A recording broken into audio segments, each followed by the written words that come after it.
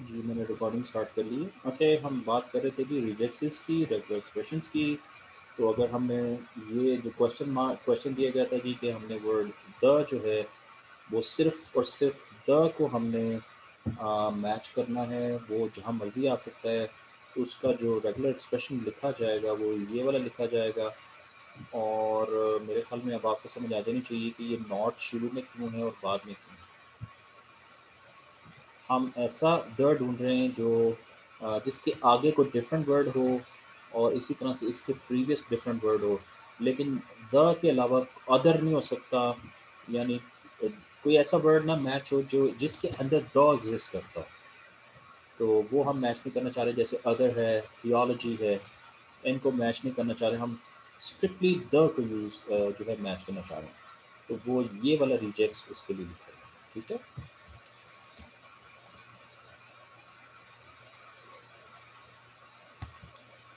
So okay, सो ये था एक लाइट सा introduction about the regexes. Then again क्योंकि हम बात कर रहे हैं प्री प्रोसेसिंग की, तो ज़ाहिर है वर्ड्स को चूज़ करना भी तो हमें पड़ सकता है, और वर्ड को चूज़ कैसे करेंगे, उसके लिए हमें रिजेक्सेस लिखने पड़ेंगे। ओके, सो दो तरह के एरर्स जी हमें नॉर्मली जो है वो आप देखोगे कि आते हैं, जिनसे हमें केयरफुल होना पड़ता है।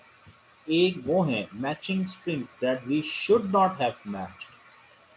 हमें वो वाले स्ट्रिंग भी मिल गए कि जिनको हमें मैच नहीं करना चाहिए था। जैसे अगर हमें द ढूंढ रहे थे तो हमें देयर का वर्ड भी मिल गया, देन भी मिल गया, अदर भी मिल गया।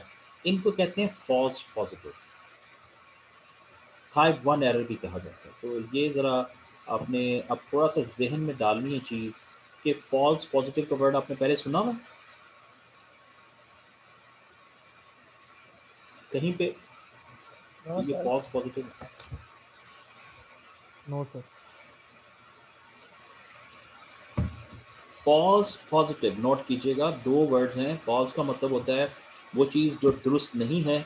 पॉजिटिव का मतलब है, लेट से उसको आपने कहा यस ये मेरे काम की चीज़ है, तो यूँ समझिएगा कि एक ऐसी चीज़ आपने एक्सेप्ट की है जो कि गलत है। तो वही बात आ गई कि वो स्ट्रिंग्स, उनमें से कोई ऐसा स्ट्रिंग मैच हो गया जो इनकरेक्ट होना था, जो हमें मैच नहीं करना चाहिए था। उसको कहते हैं फॉल्स पॉजिटिव या टाइप वन एरर। इसी तरह से दूसरा जो एरर आता है वो होता है false negative error. False negative type two error कहते हैं। That is not matching things that we should have match. कि हमने, जैसे फॉर एग्जांपल गलती से हमने कैपिटल लेटर की गलती कर दी, तो हमें द स्मॉल लेटर में तो सिलेक्ट हो पा रहा है हमारे लिए, यानी ये वाला। लेकिन जो द का वर्ड है जो कैपिटल लेटर से स्टार्ट हो रहा है, वो हमारे लिए सिलेक्ट नहीं हो पा रहा। तो इसको हम कहेंगे दैट इज फॉल्स नेगेटिव्स या टाइप टू है। तो false negatives and false positives, इन दो का जी आपको पता होना चाहिए। ठीक है, एग्जाम्पल यहाँ दे दी गई हैं आपको, फॉल्स पॉजिटिव कब होता है और फॉल्स नेगेटिव कब होता है।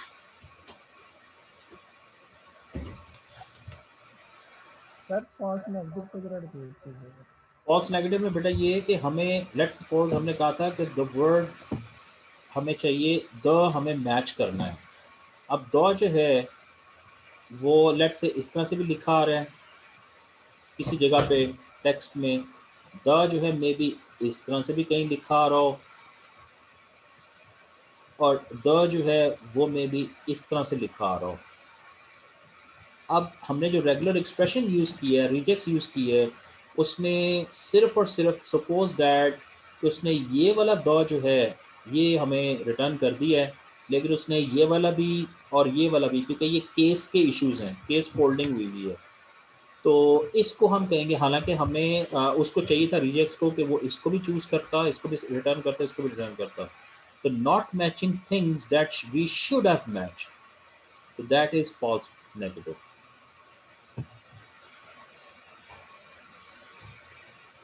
ओके, जी सर क्लियर है। असल में इसकी दो टाइप्स और होती हैं, वो बड़ी मज़ेदार हैं। एक होती है ट्रू नेगेटिव और एक वो भी होती है ट्रू पॉजिटिव। चलिए उसमें नहीं हम जाएंगे, वो चार तरह के कॉम्बिनेशन इनके निकलते हैं, यहाँ पर सिर्फ फॉल्स की बात होगी। तो आपने याद रखना है फॉल्स पॉजिटिव टाइप 1 है, फॉल्स नेगेटिव टाइप 2 है, और इनका मतलब क्या होता है। In LLP, we always dealing with these kind of errors, reducing the error rate for application of, तो जो है वो नॉर्मली दो जो है वो ऑपोजिट, एंटागनिस्टिक का मतलब होता है ऑपोजिट एफर्ट्स। हमें दरअसल दो काम करने पड़ते हैं, लेकिन ये दोनों असल में एक दूसरे के ऑपोजिट हैं। या आप ये करोगे तो दूसरे पे फ़र्क पड़ेगा, और अगर आप ये करोगे तो वो पहला जो है वो कम हो जाएगा। सो इंक्रीजिंग एक्यूरेसी और प्रिसीजन, मिनिमाइजिंग फॉल्स पॉजिटिव कर सकते हैं, इंक्रीजिंग कवरेज और रिकॉल, जिसको मिनिमाइजिंग फॉल्स नेगेटिव्स कह सकते हैं। तो याद रखिएगा जहाँ पर एक्यूरेसी, सर ये एरर्स है प्रिसीजन और रिकॉल्स वाले एरर्स हैं सर। हाँ जी, ये वही। तो जो जिसको बेटा हम कहते हैं ना एक्यूरेसी या प्रिसीजन, तो वो बेसिकली फॉल्स पॉजिटिव को मिनिमाइज करने के लिए होते हैं। और जब हम बात करते हैं रिकॉल की, तो दरअसल हम फॉल्स नेगेटिव जो हैं वो देख रहे होते हैं कि कितने आ रहे हैं। तो ये याद रखिएगा, दोनों को इकट्ठे हम जो है वो नहीं कर सकते हैं। तो किसी एक को अगर आप अडॉप्ट करेंगे तो दूसरे के ऊपर जो है वो नेगेटिव इफेक्ट होता है इसका, लेकिन हमें करना पड़ेगा, we have no other option.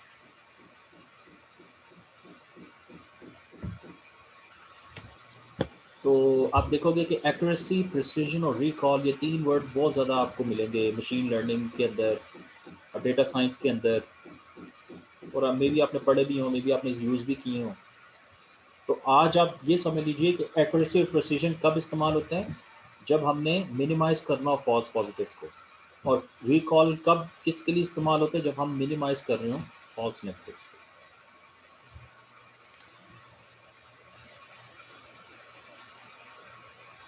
Okay,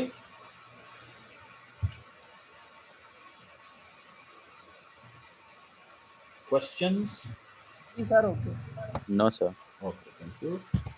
okay, summary. तो हमने ये जो अभी थोड़ा सा पार्ट देखा है, उसमें हमने सिर्फ प्री प्रोसेसिंग की बात की है, और प्री प्रोसेसिंग में हमने देखा कि वो पहले हमने टोकनाइजेशन की बात की थी, फिर हमने केस फोल्डिंग की बात की, फिर हमने अब्रीविएशंस, स्टेमिंग, लेमेटाइजेशन की बात की, और नॉर्मलाइजेशन की फिर बात की, फिर हमने कहा रेगुलर एक्सप्रेशन जो हैं वो उसकी मदद से हम वर्ड्स को सिलेक्ट कर सकते हैं।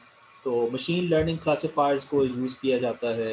अगेन अब बात आ गई कि मशीन लर्निंग की मदद से आप सिलेक्शन कर रहे होंगे चीज़ों की। क्लासिफिकेशन टास्क होता है कि आप जो है क्लास आइडेंटिफाई कर रहे हैं, यानी ये जो चीज़ है, लेट्स से आपने पिक्चर दिखाई है, तो आप पिक्चर की मदद से मशीन ये आइडेंटिफाई कर ले, मिसाल है ये डॉग है, डॉग की पिक्चर आपने दिखाई है या कैट की पिक्चर आपने दिखाई, मिसाल का एग्जांपल दे रहा हूँ मैं। तो अगर वो आइडेंटिफाई कर लेती बेटा, तो हम उसे कहते हैं ये मशीन लर्निंग क्लासिफिकेशन टास्क है, क्लासीफायर है। तो रेगुलर एक्सप्रेशन जो हैं ये फिर यहाँ पर भी इस्तेमाल होते हैं। ये आगे जब हम कोई ऐसी चीज़ करेंगे जिसमें ये चीज़ होगी, तो मैं आपको इसकी डिटेल्स भी बताऊँगा। तो रीजेक्सिस की बात कर लीजिए। अब हम टोकनाइजेशन पे वापस आते हैं और नॉर्मलाइजेशन की बात करते हैं जी। तो segmenting and tokenising word in running text, normalising word formats and segmenting sentences in running text. तो ये तीन एक्चुअली वो बातें हैं, ये हम बात पहले कर चुके हुए हैं। तो ये वही है, हमने सिंगल वर्ड्स को टोकनाइज करना है, हमने वर्ड की जो फॉर्मेट्स हैं उनको नॉर्मलाइज करना है। इसका क्या मतलब है, ये वही है बात बेटा जो हमने की थी, केस फोल्डिंग करनी, अब्रीविएशन वगैरह को नोट करना, लेमेटाइज करना या स्टेमिंग करना। और फिर हमने थर्ड नंबर पे नोट करेंगे, हमें सेंटेंसेस को भी आइडेंटिफाई करने की ज़रूरत पड़ेगी कि एक सेंटेंस कहाँ से शुरू होकर कहाँ एंड हो रहा है। How many words? नहीं जी, ये एक सेंटेंस पढ़ के देखें कितने वर्ड्स हैं इसके अंदर।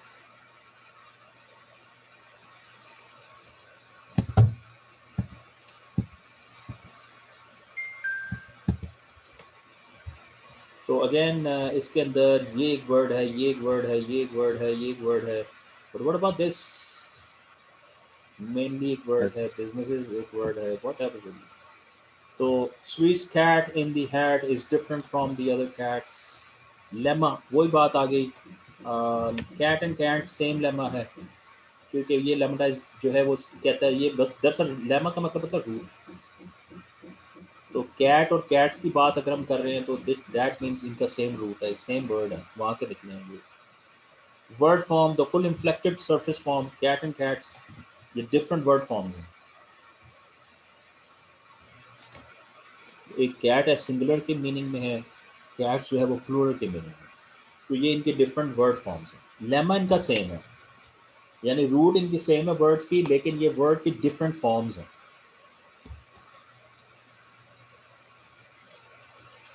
तो हमने ये भी आइडेंटिफाई करना है कि जी कि ये दरअसल एक ही वर्ड है और उसकी डिफरेंट फॉर्म्स में ये यूज हो।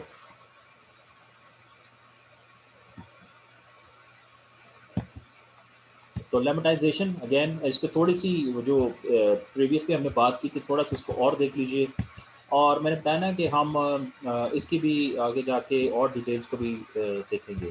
तो ये करता क्या है, ये रिड्यूस इन्फ्लेक्शन और वेरिएंट्स जो वर्ड के आ रहे होते हैं उनको बेस फॉर्म में चेंज कर देता है। फॉर एग्जाम्पल जहाँ पर भी ये तीन वर्ड यूज होते हैं, एम और इज, नोट कीजिएगा इसकी जो बेसिक वर्ड है, जो बेसिक फॉर्म है वो है बी। इसी तरह car, cars, cars with apostrophe and cars after जैसे वर्ड के बाद अपोस्ट्रोफी है, जो बेसिक इनकी फॉर्म है वो कार है। तो ये डिफरेंट इन्फ्लेक्शंस हैं, उसकी डिफरेंट वर्ड फॉर्म्स हैं ये वाली। तो असल में इनका लेमा जो है, ये लेमा है। तो जो लेमा है इनका रूट, जिसे हमने कहा था प्रीवियस स्लाइड में, इनका जो लेमा है वो सेम है। तो लेमा कार, तो the boys cars are different colours. तो जब हम इसकी लेमेटाइजेशन करेंगे तो नोट कीजिएगा द, तो ये रहेगा बॉय जो है वो, नोट कीजिएगा अपोस्ट्रोफी जो है वो निकल जाएगी, तो ये सिंगुलर फॉर्म में आ जाएगा। कार्स जो है वो अगेन सिंगुलर हो जाएगा। ये और जो था इसकी बेसिक फॉर्म है बी, ये इसमें आ जाएगा, डिफरेंट वही है। और कलर्स जो है, ये इसका जो लेमा है वो कलर है, तो ये इसमें चेंज हो जाएगा। तो लेमेटाइजेशन के लिए करना क्या होगा, have to find correct dictionary head form form. तो हमें डिक्शनरी की मदद से उसकी करेक्ट जो है वर्ड की फॉर्म जो है वो बेसिक फॉर्म जो है वो फाइंड करनी है। तो इसी तरह से ये एक मशीन ट्रांसलेशन में बताया हुआ है कि स्पेनिश जो है वो, उसमें ये वाला वर्ड, तो then again we are not talking about Spanish. तो यू कैन सिंपली से कि ये, इसको फ़िलहाल इसको इग्नोर कर सकते हैं। लेकिन मशीन ट्रांसलेशन के अंदर जब एक लैंग्वेज को दूसरी लैंग्वेज में चेंज किया जाता है तो वहाँ पर जो वर्ड की फॉर्म का पता लग जाना चाहिए। अगर पता नहीं लगेगा तो वो ट्रांसलेशन ठीक नहीं होगी। तो उसके हिसाब से ये जो एग्जांपल दी गई है कि ये जो वर्ड है, मुझे सही तरह इसकी स्पेनिश में प्रोनाउंसिएशन नहीं आती, मे बी आप इसको गूगल पे चेक कर लीजिएगा। इसका मीनिंग आई वांट होता है, और अगेन ये भी स्पेनिश वर्ड है, यू वांट होता है। They have the same lemma as this, again ये भी स्पेनिश वर्ड है विच इज़ वांट। तो ये फिर यानी मशीन रिकग्नाइज कर जाए कि इन दरअसल ये इन्फ्लेक्शंस हैं, वेरिएंट्स हैं बेस्ड फॉर्म लेमेटाइजेशन के अंदर। तो look at this one. How many words they lay back on San Francisco grass and look at the stars and there. तो कितने वर्ड्स हैं जी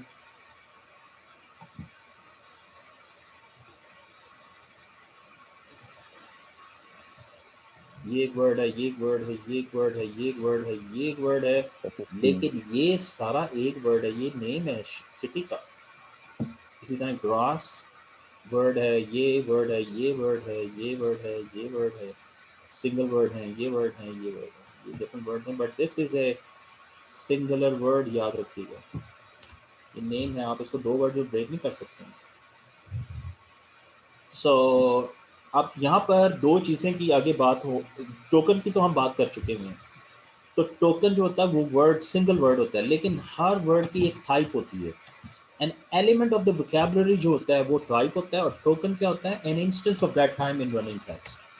और उस टाइप की एक एग्जांपल जो होती है, जो टेक्स्ट में आ रही होती है। टाइप रिमेंबर वोकैबुलरी का एक एलिमेंट, और टोकन क्या होगा, उस उसकी एक एग्जांपल जो टेक्स्ट में अवेलेबल है, that is called a token. तो फॉर एग्जांपल यहाँ पर 15 टोकन है कि 14 है, गिन लें, 1 2 3 4 5 6 7 8 9 10 11 12 13 14 14, तो 14 टोकन। क्यों 14 टोकन हैं जी? सैन फ्रांसिस्को हमने क्या कहा है, सिंगल वर्ड है। तो वरना अगर आप इसको ब्रेक कर लेते हैं तो यू गेट 15 टोकन्स।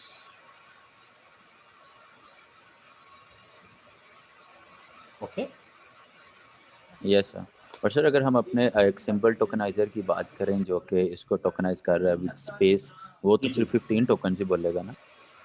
नहीं, उस टोकनाइजर के लिए ज़रूरी है ये भी अंडरस्टैंड करना कि सैन फ्रांसिस्को दरअसल जो है वो एक सिंगल जो है वो वर्ड के सेंस में यूज होता है। Okay sir, okay. वरना तो फिर आपको कई जगह पे बेटा मसले आने शुरू हो जाएंगे। वो सैन और फ्रांसिस्को को, लेट्स से आप कहीं कोई जवाब ढूंढ रहे हैं किसी क्वेश्चन का, और उसमें सैन फ्रांसिस्को का आप एरिया ढूंढ रहे हैं। मिसाल के तौर पे क्वेश्चन ये है कि what is the area of San Francisco, तो सैन फ्रांसिस्को का एरिया मुझे बताओ, मिसलन क्वेश्चन ये है। तो वहाँ ये मतलब नहीं है कि आप सैन का एरिया बताओ और फ्रांसिस्को का एरिया बताओ, ठीक है ना? इस तरह का। या सो तो ये नोट कीजिएगा, टोकन और टाइप अगेन वोकैबुलरी में से कोई एक जो वर्ड आ रहा है वो टाइप होगा, और उसका जितने इंस्टेंसेस उसके बाद रिपीट होंगे वो टोकन है। तो 13 टाइप्स हैं या 12 या 11, अब ये भी एक इश्यू है यहाँ पर। क्यों? क्योंकि अगर आप रिपीट देखें इसके अंदर कोई रिपीट भी तो हो रहे हैं ना। तो मैं कलर चेंज करूँ, दे आ रहा है दोबारा, मेरा नहीं आ रहा। ले आ रहा है, नहीं आ रहा। बैक आ रहा है, नहीं आ रहा। ऑन नहीं आ रहा। द यस, एक दफ़ा ये आ रहा है जी, एक दफ़ा ये आ रहा है। तो अगर हम टाइप की बात करेंगे तो टाइप 1 है इनकी, लेकिन 2 टोकन हैं उसके। मेरी बात फॉलो कर रहे हैं? टाइप द है और द 2 दफ़ा रिपीट हो रहा है, तो द की जो टोकन्स बन रहे हैं वो 2 हैं, लेकिन टाइप 1 है। तो ये इस तरह से हो गया एंड भी रिपीट हो रहा है सर। जी। एंड भी रिपीट हो रहा है, एंड ये जी एक ये है, यस। तो ये एंड एक टोकन है, ये दूसरा टोकन टाइप सॉरी आ गई, और उसके भी 2 टोकन। तो अगर आप इस तरह से काउंटिंग करनी शुरू कर दें तो आप नोट करेंगे ये और कम हो जाएंगे टाइप्स, क्योंकि हमने पहले काउंट किए थे तो हमने द को 2 दफ़ा काउंट किया था। अब आपने द को 1 दफ़ा काउंट करना है, क्योंकि हम टाइप्स गिन रहे हैं। तो टोकन्स अगर गिनना शुरू करेंगे तो फिर टोकन्स को कंबाइन कर 12 देंगे होंगे। जी। Again, n is the number of tokens and v is the vocabulary which is set of types. और ये जो होता है जो कहते हैं ये वाला सिंबल मैथमेटिक्स में, ये किसके इस्तेमाल होता है? ये वाला, जैसे मैं इधर x लिखूं, इसका क्या मतलब होगा? सर वेक्टर के लिए यूज होता है। नहीं, सर ये मॉड मॉडुलस नहीं पढ़ा होगा आपने? Mod mod mode of x. असल में मॉड ऑफ एक्स ये होता है कि मैथ में कहते हैं कि अगर ये नेगेटिव है ना तो ये पॉजिटिव कर देगा, और अगर ये पॉजिटिव है तो ये फिर भी पॉजिटिव दे देगा। हमारा यहाँ पर जो मतलब है ना मॉड के सेंस में, ये है कि इसका मैग्नीट्यूड हमें दे दे, मैग्नीट्यूड। और मैग्नीट्यूड से क्या मुराद है? हमें साइज चाहिए इसका, ठीक है? टोटल साइज क्या है ये। तो याद रखिएगा कि यहाँ पर ये जो मॉड का जो सिंबल यूज हुआ है ना, ये साइज ऑफ द वोकैबुलरी के लिए यूज हुआ। ओके, सो आपने याद रखना है सेट ऑफ टाइप्स की बात हो रही है। वोकैबुलरी जो होती है वो सेट ऑफ टाइप्स होती है। मसलन अगर मैं लिखूं अ कैट, तो याद रखिएगा इसके अंदर जो वी है, साइज ऑफ द वोकैबुलरी, वो कितना होगा? कितने वर्ड्स हैं? 2 वर्ड्स हैं, दोनों डिफरेंट वर्ड्स हैं, तो साइज ऑफ द वोकैबुलरी 2 होगा। लेकिन अगर मैं इस सेंटेंस को यूं लिख दूं, कैट अ कैट, यूं, तो तब भी साइज ऑफ द वोकैबुलरी 2 होगा। व्हाई? ये आपने बेटा याद रखना है, जो टाइप्स होती हैं वो डिस्टिंक्ट होती हैं, वो रिपीटेटिव नहीं होती हैं। तो ये कैट अ कैट में भी वोकैबुलरी का साइज एक्चुअली 2 है, क्योंकि वोकैबुलरी हम कहते हैं सेट ऑफ टाइप्स, और टाइप्स का मतलब होता है डिस्टिंक्ट वर्ड्स, ठीक है? डिस्टिंक्ट, डिस्टिंक्ट पता है ना किसको कहते हैं? Yes sir. डिस्टिंक्ट जो वन, वो चीज़ जो रिपीट ना हो रही हो। तो बेटा ये डिस्टिंक्ट वर्ड्स की बात हो रही है। Okay, so I hope I have given you an example कि वी आप किसको कहेंगे, साइज ऑफ द वोकैबुलरी। तो नोट कीजिएगा ये एग्जांपल दी हुई है, switch board phone conversations tokens 2.4 million, मसलन एक एग्जांपल दी गई। बाय द वे, ये स्विच बोर्ड फोन कन्वर्सेशंस का आइडिया है किसी को? यूँ समझिएगा टेलीफोन एक्सचेंज की नो बात सर। हो रही है, तो वो बहुत बहुत सारी फ़ोन कॉल्स आ रही हैं, जो हर एक कॉल जो है वो एक ख़ास नंबर पे कनेक्ट हो रही है। जैसे आप मोबाइल फ़ोन से बात कर रहे हो, तो वो भी तो किसी न किसी हवाले से वो आपका नंबर, एक नंबर किसी और दूसरे नंबर से कनेक्ट हो रहा है ना, कहीं दरमियान में कोई चीज़ है ना, जो आपके एक नंबर को या आपकी कॉल को दूसरे नंबर से कनेक्ट कर रही है। तो बीच में कोई वो समझ लें कोई एक्सचेंज है, कोई जो भी चीज़ है। तो let's suppose number of tokens उसमें 2.4 मिलियन है, लेकिन टाइप्स उसमें जो हैं वो सिर्फ 20,000 है। तो इसका मतलब ये है कि टाइप्स हमेशा कम होती हैं डिस्टिंक्ट वर्ड्स, और उनमें से बहुत सारे वर्ड्स होते हैं जो बार बार रिपीट हो रहे होते हैं। द बार बार रिपीट हो रहा है, ए बार बार रिपीट हो रहा है, इज बार बार रिपीट होता है, एंड सो ऑन। शेक्सपियर में जो टोकन्स हैं वो 884,000 हैं, लेकिन जो टाइप्स हैं वो 31,000 है। गूगल एन ग्राम्स से हमने बहुत बात करनी है आगे जाके। 1 ट्रिलियन, माय गॉड, ये 1 ट्रिलियन जो होता है ये 100 बिलियन के बराबर होता है जी। तो 1 ट्रिलियन टोकन्स हैं, लेकिन जो एक्चुअली जो टाइप्स हैं वो 13 मिलियन है। तो आपको बस एक एग्जांपल दी जा रही है कि वोकेबलरी वो से मुराद क्या है, जो डिक्शनरी का साइज़ है। डिक्शनरी में याद रखिएगा जो हमारे वर्ड्स होते हैं वो, अगर आपने कभी इंग्लिश डिक्शनरी ओपन की हो तो उसमें एक वर्ड सिंगल टाइम आता है, मल्टीपल टाइम्स नहीं आता।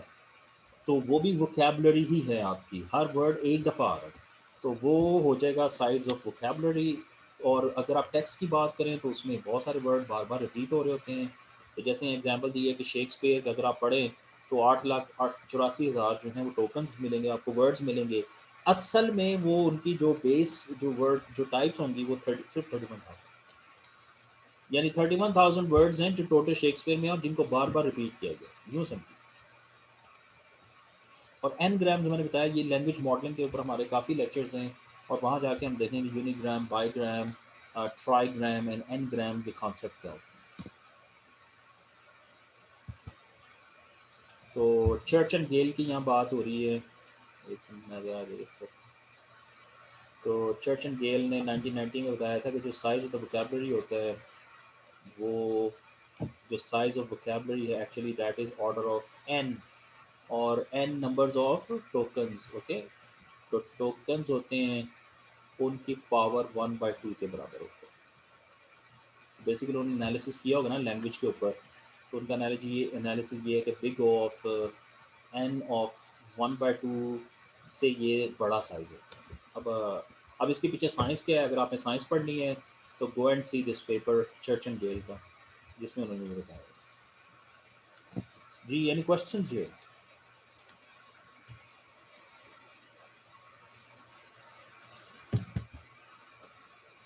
ओके, तो जो अब इशू आ गया कि टोकनाइजेशन जो है उसके अंदर क्या वो इतनी आसान काम है जितनी हम बात कर रहे हैं। एक्चुअली जो लैंग्वेजेस हैं, जैसे इंग्लिश लैंग्वेज और चाइनीज़ लैंग्वेज है, दो डिफरेंट लैंग्वेज। इनफैक्ट अगर आप उर्दू को ऐड कर दें तो और मसला आ जाएगा। अ, जो फंडामेंटल डिफरेंस होता है टोकनाइजेशन का वो डिपेंड करता है लैंग्वेज के ऊपर। उसकी वजह क्या होती है कि तमाम लैंग्वेजेस ज़रूरी नहीं है कि स्पेस डिलिमिटेड हो, यानी तमाम लैंग्वेजेस के अंदर वर्ड ऐसे लिखे जाएँ जिनके दरमियान में स्पेसेस हों। यू विल बी अमेज्ड, मैं अभी आपको चाइनीज़ की एग्जांपल देता हूँ। इवन ये जो जापानीज़ लैंग्वेज है, या इस तरह फार ईस्ट में जो कोरियन बोली जाती है, थाई लैंग्वेज, इन तमाम में ये कॉमन चीज़ है। They do not use spaces. मज़े की बात ये, they do not use spaces to to separate their words, वो कुछ और अप्रोचेज़ यूज़ करते हैं। सो तो इनको कहते हैं अनसेगमेंटेड लैंग्वेजेस। अनसेगमेंटेड लैंग्वेजेस से मुराद है कि वो लैंग्वेजेस जिनके अंदर स्पेसेस यूज़ नहीं होती हैं, जैसे चाइनीज़ है। अब वहाँ पर टोकनाइजेशन डिफरेंट तरीके से होगी। ओके, तो स्पेस डिलिमिटेड लैंग्वेजेस जैसे इंग्लिश है या यूरोपियन लैंग्वेजेस हैं जिसमें जर्मन है, फ्रेंच है, इटालियन है, स्पेनिश है, उनके अंदर word boundaries are indicated by insertion of white space. उसमें कोई ना कोई उन्होंने स्पेस रखी होती है। तो लेकिन अनसेगमेंटेड लैंग्वेजेस में, जिनमें जैसे चाइनीज़ है, थाई है, words are written in succession with no indication of word boundaries. Yes, और अगर आपने कभी, पता नहीं आपने देखा है, क्योंकि अंडरस्टैंड तो मुश्किल ही किया जाता है, चाइनीज़ पता है कैसे लिखी जाती है? कभी आपने उनका स्क्रिप्ट देखा वो कैसे लिखते हैं? आ, वो यूँ लिखते हैं, टॉप टू बॉटम, उसके बाद यूँ, फिर टॉप टू बॉटम, फिर यूँ, इस तरह से वो चाइनीज़ लिखते हैं। यानी जो वर्ड्स हैं वो यूं लिखेंगे यहाँ तक जाएंगे, फिर अगले वर्ड को यहाँ से शुरू करेंगे यहाँ तक जाएंगे। और नवी गल दसो, अब यहाँ पर वो कौन सा आपका टोकनाइजर इस्तेमाल होगा ना। हमें तो आदत पड़ी हुई है यूं वर्ड्स को जो है वो लैंग्वेज को लिखने की। जैसे अंग्रेज़ी की बात हो रही है तो यूं, और अगर हम अरबी या उर्दू की बात कर रहे हैं तो यूं। तो यहाँ पर तो हम देख रहे हैं इधर ऐसे कि में करोगे। तो एक ये बड़ी मज़ेदार चीज़ है। तो अनसेगमेंटेड लैंग्वेजेस में जो है वो हमें डिफरेंट अप्रोच यूज़ करनी पड़ती है, और कुछ ऐसा ही काम हमें उर्दू के लिए भी करना पड़ेगा। ठीक है, तो याद रखिएगा कि एक लैंग्वेज के लिए अंदर, इसका मतलब ये है कि एक लैंग्वेज के लिए जो टोकनाइज़र लिखा हुआ है, जो टोकनाइजेशन हो रही है, टेक्निक यूज़ हो रही है, वो उसको यूनिवर्सल मत समझिए। उसको ये मत समझिएगा कि वो हर लैंग्वेज पे अप्लाई हो जाएगी। डिपेंड करता है लैंग्वेज कौन सी है। तो यहाँ पर आपको एग्जांपल, अभी मैं आपको एग्जांपल भी दे देता हूँ, और उसका एक तरीक़ेकार भी देख लेते हैं कि वो किस तरह से यूज़ होगी। तो अनसेगमेंटेड लैंग्वेजेस में डिफरेंट तरह की टोकनाइजेशन की ज़रूरत पड़ेगी। ओके गाइस, बोर तो नहीं हो रहे आप? सर समझ आ रही है।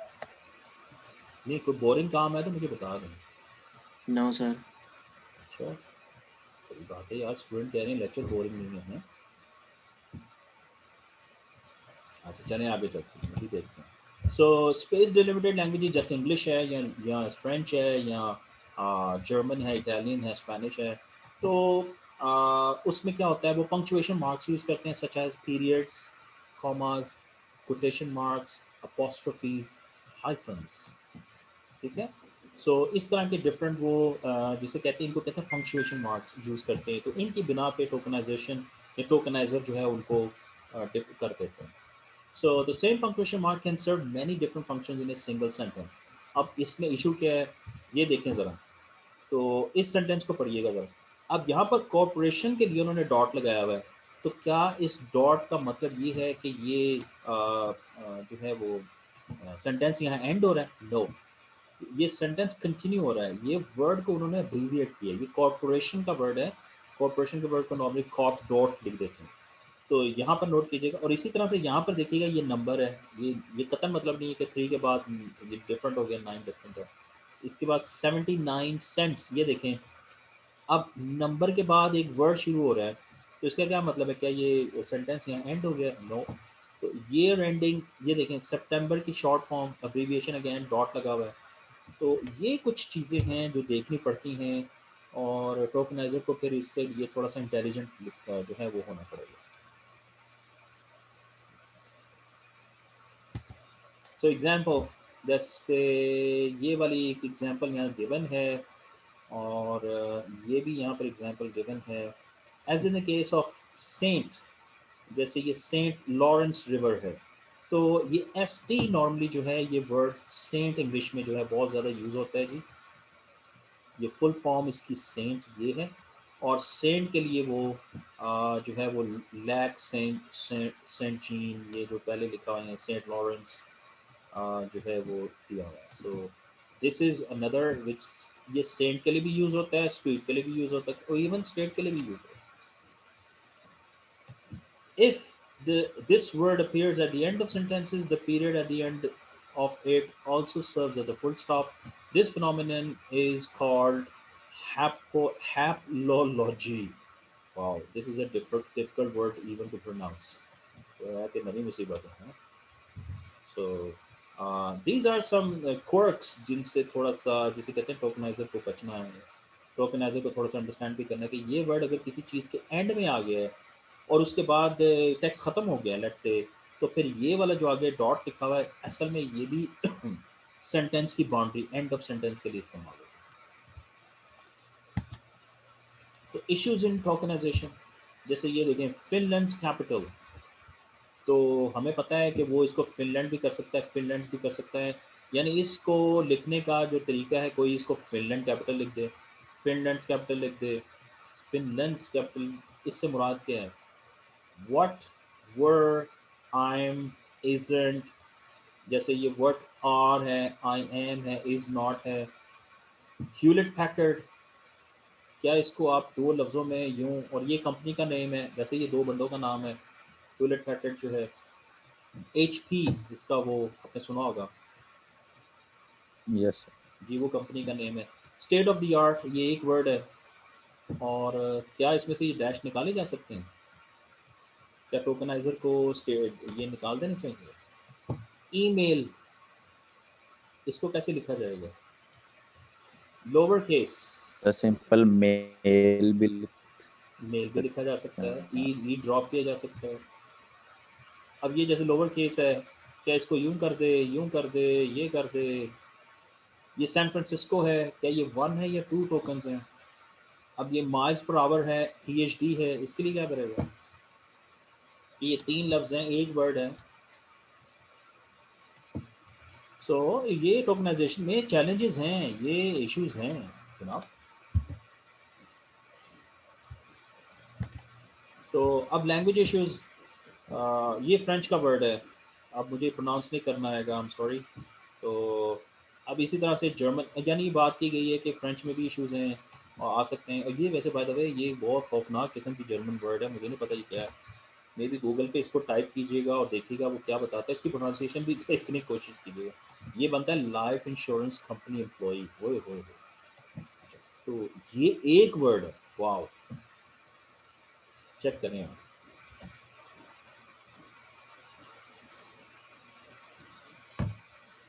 ये भी इश्यूज हैं, तो वो याद करें। हमने बात की थी अनसेगमेंटेड लैंग्वेजेस की, जिसके अंदर स्पेस नहीं होता। Chinese and Japanese no spaces between words, जैसे ये है, जैसे ये है। अब यहाँ पर देखिएगा, ये जो फर्स्ट सेंटेंस हमें जो भी नज़र आ रहा है उसमें कोई स्पेस नहीं है, लेकिन उन्होंने नीचे क्या किया है कि उन्होंने बताने के लिए, क्लियरली बताने के लिए असल में बता दिया कि ये कुछ और है, ये कुछ और है, ये कुछ और है, ये कुछ और है, और इसका मीनिंग नीचे बता दिया। Sharapova now lives in US south eastern Florida. ये शरापोवा कौन है, तो पता है किसी को? No sir. वाकई? सर वो जो टेनिस स्टार है, यस, रशियन टेनिस स्टार हैं। तो इसका पूरा नाम क्या है वैसे बताइए? मारिया शरापोवा। मारिया शरापोवा, क्या बात है जी। फुल पॉइंट्स टू यू जनाब, आपने याद रखा जी शरापोवा। तो ये बेसिकली वो बता रहे हैं कि Sharapova now lives in US south eastern Florida. उसको जापानीज एंड चाइनीज़ में यूँ लिखा जाता है। तो जापानीज़ में और बड़े मसले हैं, जैसे ये जो है, ये कताना, काताकाना, ये हिरागाना, खांजी एंड रोमाजी। एक्चुअली ये जो 4 वर्ड है ना, ये वाले, जापानीज लैंग्वेज दरअसल इन चारों से मिलकर बनती है। ये 4 उसके अंदर डिफरेंट लैंग्वेज के एलिमेंट्स हैं।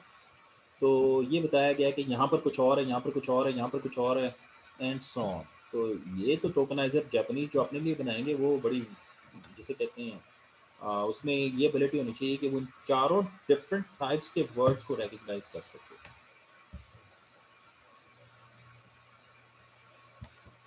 तो वर्ड ऑर्गेनाइजेशन इन चाइनीज़ का एक एग्जांपल है।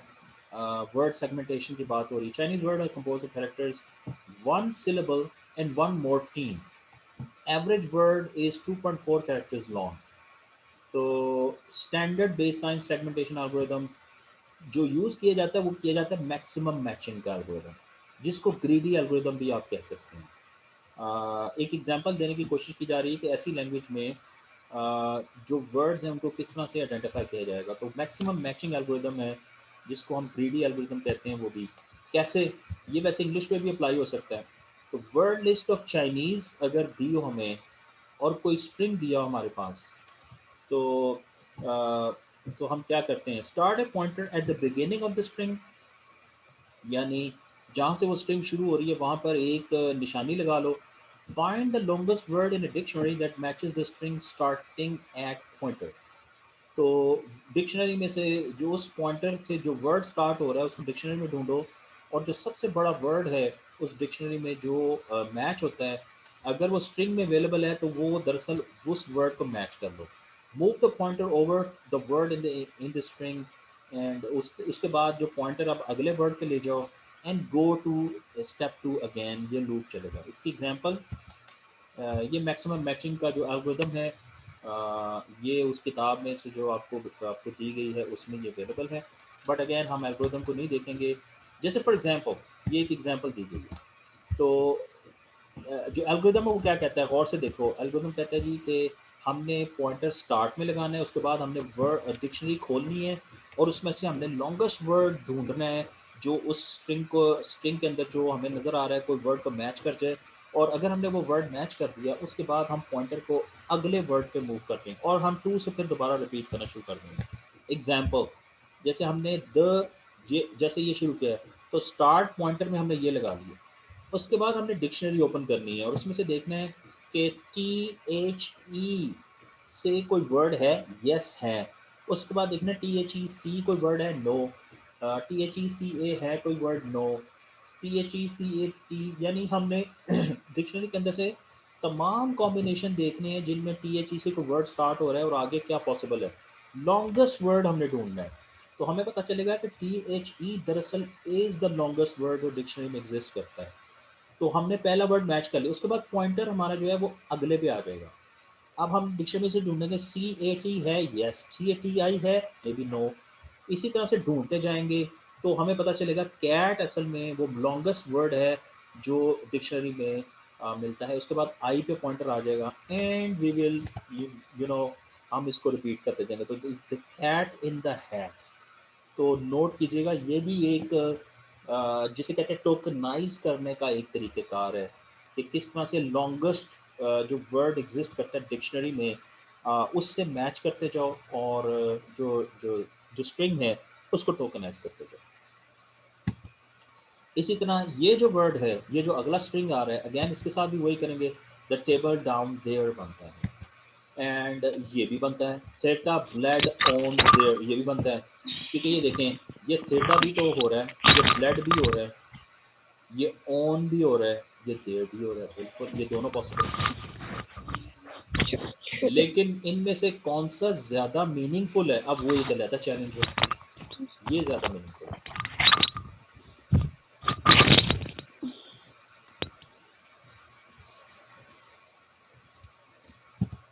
तो doesn't generally work in English. वह आपने देख लिया क्यों, बिकॉज ये वाला मसला जो है इंग्लिश में जो है वो बहुत सारे वर्ड जो है वो मैच हो सकते हैं।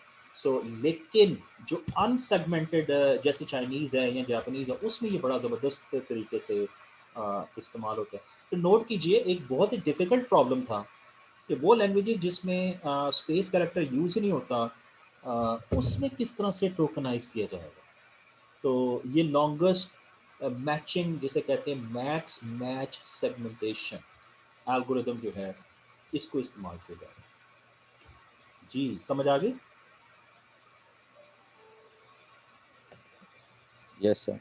बहरहाल आपको इसके ऊपर जी यस सर। मैं आपको इसके ऊपर क्या दे सकता हूँ, यस मैं आपको एक स्ट्रिंग देता हूँ और मैं कहता हूँ लो जनाब पकड़ो ये और मुझे बताओ कि अगर आप इसको इस एल्गोरिदम की मदद से मैच करते हो तो कितने पॉसिबल स्ट्रिंग्स इसमें से निकल सकते हैं। इस किस्म का यस क्वेश्चन आपसे पूछा जा सकता है। जैसे यहाँ पर आपने देखा है कि पहले का एक ही जो है वो कॉम्बिनेशन है लेकिन दूसरे के लिए 2 कॉम्बिनेशन लिखा है। तो आपकी हेल्प के लिए हो सकता है मैं आपको